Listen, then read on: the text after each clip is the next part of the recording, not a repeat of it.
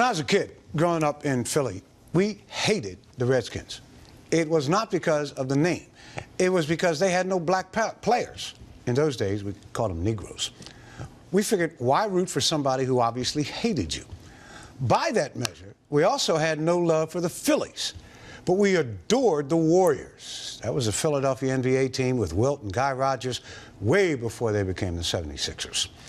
Back in those days, we were huge fans of the Rams, the Bears, the Lions, the Browns, and especially the Green Bay Packers, because the Packers had Herb Adderley, and Herb Adderley was from North Philly. He was a homeboy.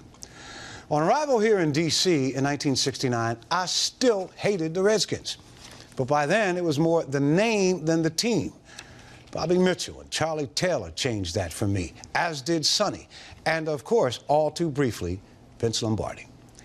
As the years went by, I started loving that team, though. Really, the players. Larry Brown, Pat Fisher, Doc Walker, Pete Wysocki, and as my love for Smurfs and the Over the Hill Gang and Fun Bunch grew, so did my distaste for that, in my view, vulgar name. My revulsion was born of a source perhaps different than many others. You see, back in the day, when I wasn't scanning the paper to see what Roy Campanella or Buddy Young had done, I was watching Lash LaRue and Tim Holt and loved me some Randolph Scott. And it was in those Westerns and so many more, all of them, that I never, not once, ever heard of a Redskin referred to respectfully. A Redskin was always dirty. Dirty Redskins, bloody Redskins, savage Redskins, inhuman Redskins, unhuman, you name it.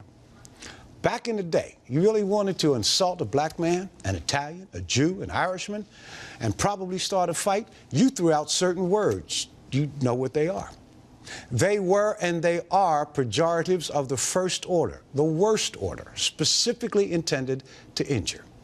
In my view, Redskin was and is in that same category. A few years back, I decided to stop using the name on the air. Went at it for almost a year.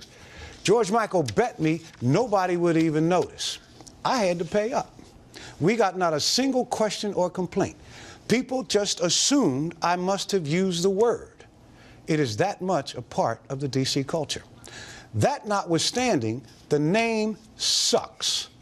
We need to get rid of it. Let's substitute Warriors. 60 years later, I would love to once again adore the Warriors.